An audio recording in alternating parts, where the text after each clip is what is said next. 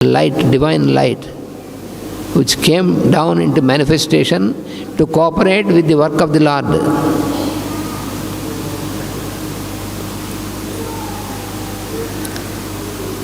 స్వామి యొక్క అవతారానికి ఆయనతో ఆ అవతారంతో సహకరించి పనిచేయడం కోసం వచ్చినటువంటి దివ్యమూర్తులలో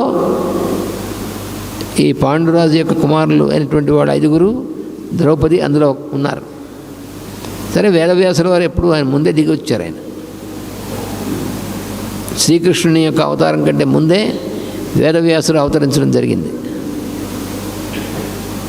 మాస్టర్ గారు రాసినటువంటి పురాణ పురుషుడు అనేటువంటి నవల మొట్టమొదటి అధ్యాయం ఒక 10 సార్లు 15 సార్లు చదువుకుంటే మనకి ఇది చాలా బోధపడుతుంది. అంటే క్రమం మళ్ళీ ఒకసారి చదువుకోవాలి క్రమంగా. అందువల్ల 5 భర్తలు ఏమిటి ఆవిడకి, ద్రౌపది అనేటువంటి స్త్రీకి అని అంటే, ఈ 5 కూడా మనలో పనిచేసేటువంటి పంచేంద్రియ శక్తులకి అధిదేవతలైనటువంటి వాళ్ళు. వాళ్ళ యొక్క వెలుగు నుంచి 5 పుట్టారు. మన పంచేంద్రియ శక్తులు అనేటువంటివి ఏవి? ఒకటి శ్రవణము, అంటే వినడం అనేటువంటి శక్తి. ఆ వినడం అనేటువంటి శక్తికి అధిదేయమైనటువంటి వాడు Yamadharmaraju.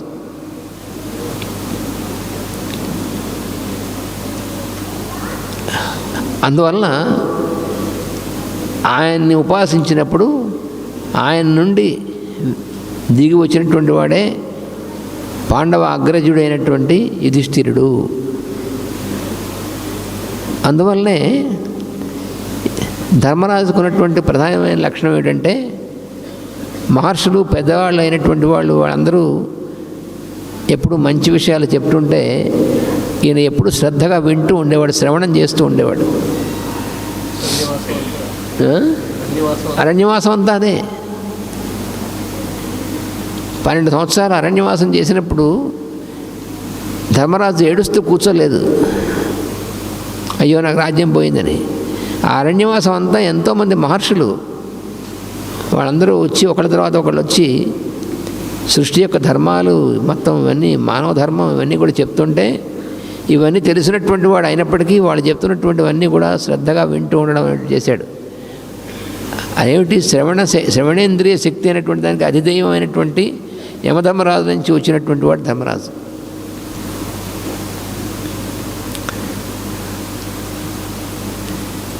The mother of Pandavas,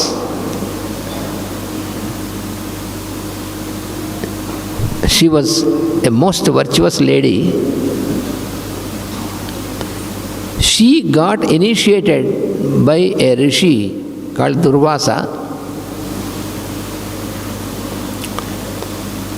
with such a power that she can invoke the corresponding deities, and by invoking these deities she can get the children with such qualities, that she has such power. And so she was married to the king Pandu, who was very valorous and virtuous, and king initiate he was. So this couple Pandu and this Draupadi, and he also has another wife. So with this spiritual power of Kunti, the mother of Pandavas, and Madri, another mother of Pandavas. So this Kunti, by the power of the initiation she received, she first invoked the Lord Yama, the Lord of discipline, who was also the presiding deity of the sense of hearing. We have the sense of hearing. So the sense of hearing has a presiding deity called Yama. So she invoked this Yama, and by his light, through her husband, she got the first child, the son, the eldest of the Pandavas. And because of this Yudhishthira, his name, all through his life, he knew what is truth, he knew all the law. Even then, he always used to listen to the teachings of the rishis. During the period of exile in the forest, 12 years he with his brothers and wife were in exile in the forest, leaving all his kingdom. During that period, every day he was engaged in hearing the teachings of many of the rishis who used to visit them. So his inclination to listen is a birth trait for him, because he was born from the deity of the sense of hearing. అందులో శ్రవణం అనేటువంటి ఇంద్రియ శక్తి ఏదైతే ఉందో, ఆ శక్తికి అధిదైవమైనటువంటి యమధర్మరాజు యొక్క దీని నుంచి పుట్టినటువంటి వాడు కాబట్టి ఎప్పుడు వింటూ ఉండేవాడు ఆయన. అలాగే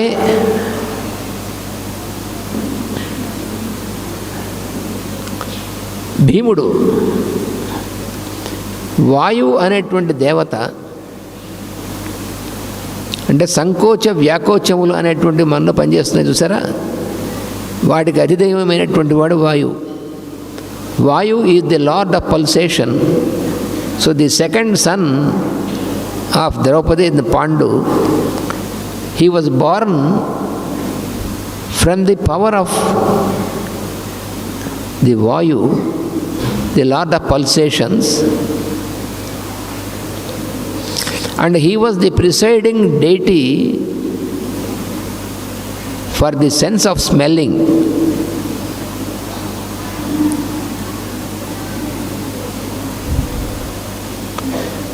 వాసన చూచుట అనేటువంటి శక్తి ఏదైతే ఉందో, ఇంద్రియ శక్తి, దానికి అధిదైవమైనటువంటి వాడే వాయుదేవుడు. అందుకని ఆయన వెలుగు నుంచి పుట్టినటువంటి వాడు భీముడు.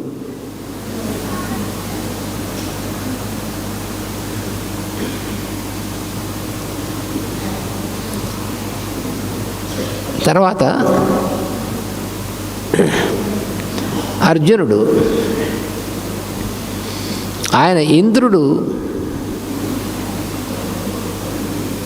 ఆ ఇంద్రుణ్ణి ఉపాసన చేసి ఆయన యొక్క వెలుగు నుంచి అర్జునుడు అనేటువంటి పుత్రుణ్ణి పొందారు, కుంతిను పాండురాజును. So the third son is Arjuna. How he was born? He was born from the power of Indra. Indra is the lord of, is the chief of the senses, and also this Indra is the presiding deity for the sense of sight.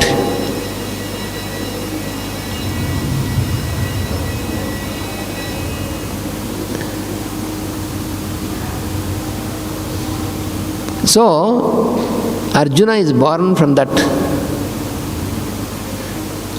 Therefore Arjuna has a trait, as a quality, that his aiming is very perfect. He could see everything very perfectly. అర్జునుడు అటువంటి శక్తి అనేటువంటి దానికి అధిదైవమైనటువంటి ఇంద్రుడు వల్ల దీంట్లో పుట్టాడు కాబట్టి, చూచుట అనేటువంటి శక్తి ఏదైతే ఉందో దానికి అధిదైవం ఇంద్రుడు. అందువల్ల అర్జునుడికి ఆ కంటికి చూసేటువంటి శక్తి ఉందే, అది అద్భుతమైనటువంటిది అర్జునుడికి. అందుకనే అర్జునుడు బాణం వేయడంలో అంతటి మేటివాడు. ఆ ఎయిమింగ్ అనేటువంటిది అంత పర్ఫెక్ట్గా ఉంటుంది అర్జునుడికి. మత్స్యంత్రాన్ని వాడు ఒక్కడే కొట్టగలిగాడు. అందుకే మిగతా వాళ్ళు కొట్టలేరు. ఎందుకంటే అంత చూచేటువంటి శక్తి దానికి సంబంధించినటువంటి వాడు.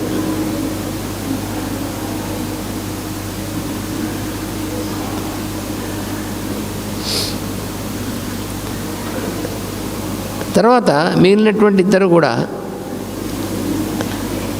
అశ్విని దేవతలిద్దరిని ఇచ్చేశారు. ఇందాక వాయువు అని చెప్పుకున్నాము. వాయువు అధిపతమైనటువంటిది అది స్పర్శకు సంబంధించింది. స్పర్శ తెలిసేటువంటి శక్తి. ఇక ఈ అశ్విని దేవతలు ఇద్దరును ఒకరు రుచికి, ఒకరు గంధానికి అంటే స్మెల్కి, ఆ రెండుకి సంబంధించినటువంటి వారు. వాళ్ళ మాద్రికి కూడా ఆ మంత్రం చేసి ఆ మంత్రం ద్వారా అశ్విని దేవతలు ఇద్దరిని కూడా ఆడు ఉపాసిస్తే వారి యొక్క శక్తి నుంచి పుట్టారు నకుల సహదేవులు. So the other two brothers, youngest ones, who are the twins, they were born from the power of the twin gods, the Ashwins, who preside over the sense of smell and sense of taste. So that is how you have all the power of the five senses, the corresponding deities. From them, these Pandavas, they came into incarnation.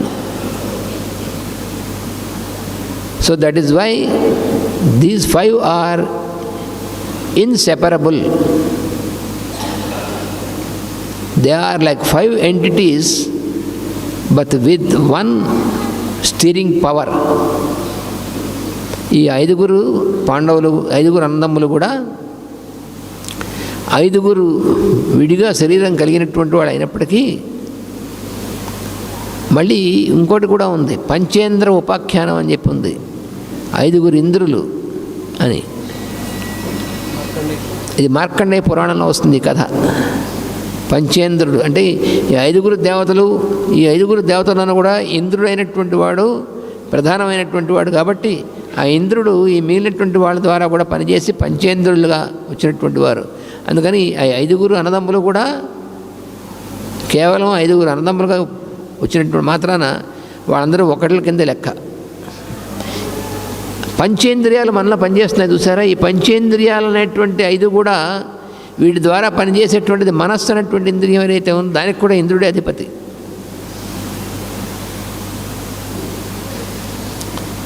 దాన్ని ఈ పంచేంద్రియాలని ఏకోన్ముఖం చేయడానికి ఒక శక్తి కావాలి. ఆ శక్తి అమ్మవారు, ఆమె ద్రౌపది. ఇది అసలు రహస్యం.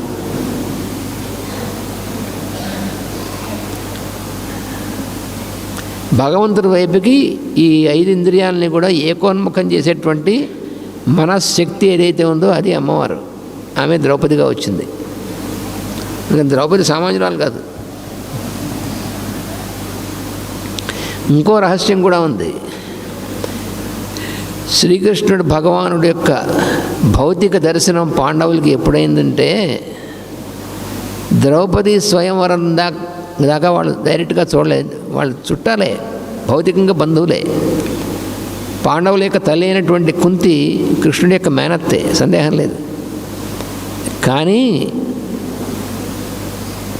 అటు కృష్ణుడు ఇటు పాండవులు వీళ్ళు పుట్టి పెరిగి పెద్దవాళ్ళు అయిన తర్వాత ద్రౌపది స్వయంవరం జరిగింది. ఈ ద్రౌపది స్వయంవరానికి ఈ పాండవులు వచ్చారు, వేరే వేషాలు, మారు వేషాల్లో వచ్చారు వేరే. ఎందుకంటే లక్క ఇంట్లో వీళ్ళని పెట్టి తగలబెట్టేశారు, అక్కడ చచ్చిపోయారనుకున్నారు వీళ్ళు. అప్పుడు వీళ్ళని కొన్నాళ్ళు మీరు అజ్ఞాతంగా ఉండండి, మీరు మారు వేషాల్లో ఉండండి అని చెప్పి వేదవ్యాసుల వారు వీళ్ళకి ఆజ్ఞ ఇచ్చారు. ఎందుకంటే వీళ్ళని మళ్ళీ కనిపిస్తే మళ్ళీ చంపడం ప్రయత్నం చేస్తారు కౌరవులు. అందుకని అప్పుడు వాళ్ళు మారువేషాల్లో ఉండి వేరువేరు చోట్ల తిరుగుతూ, వేరువేరు దేశాలు తిరుగుతూ ద్రౌపది స్వయంవరానికి వచ్చారు. అప్పుడు కృష్ణుడును బలరాముడు వచ్చారు అక్కడికి. అదేమిటండి ద్రౌపది స్వయంవరానికి కృష్ణుడు బలరాముడు ఎందుకు వచ్చారు? మనకు వెంటనే అనుమానం వస్తుంటే వాళ్ళు కూడా ద్రౌపదిని చేసుకోవడానికి వచ్చారు. కాదు, ఈ రహస్యం మనకి జాగ్రత్తగా ఇచ్చారు మాస్టారు. దాన్నే ధర్మకాయుడు అనేటువంటి నవల్లో ఉంది. అది చదివితే అర్థమవుతుంది.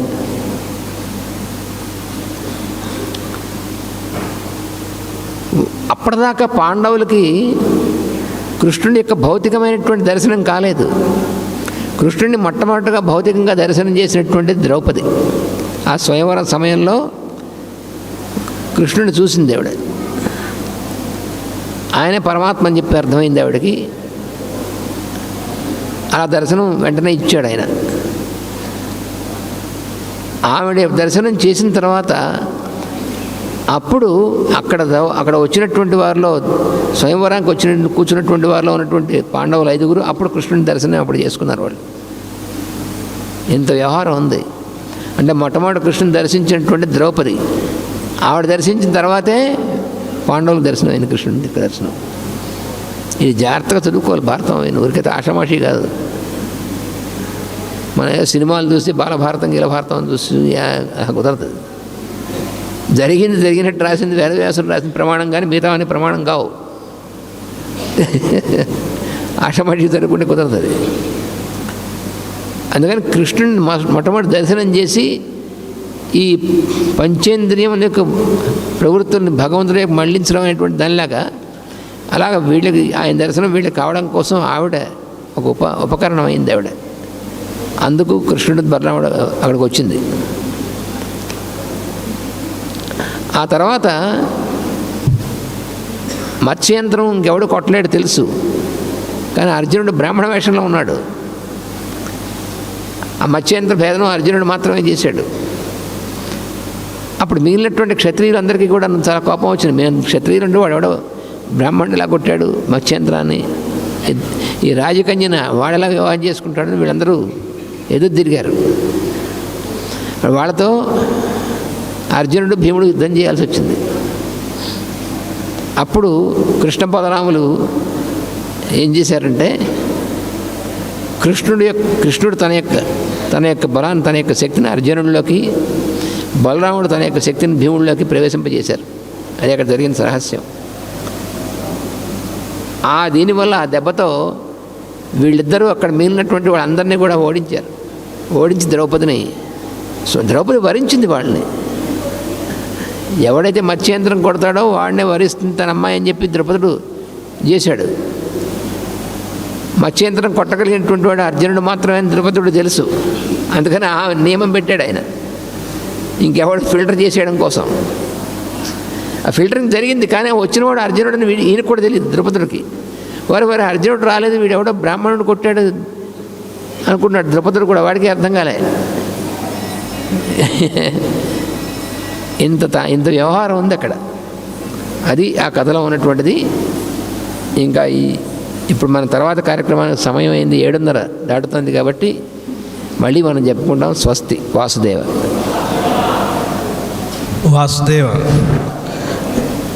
ఇప్పుడు వెంటనే తర్వాత కార్యక్రమం ప్రారంభమవుతుంది.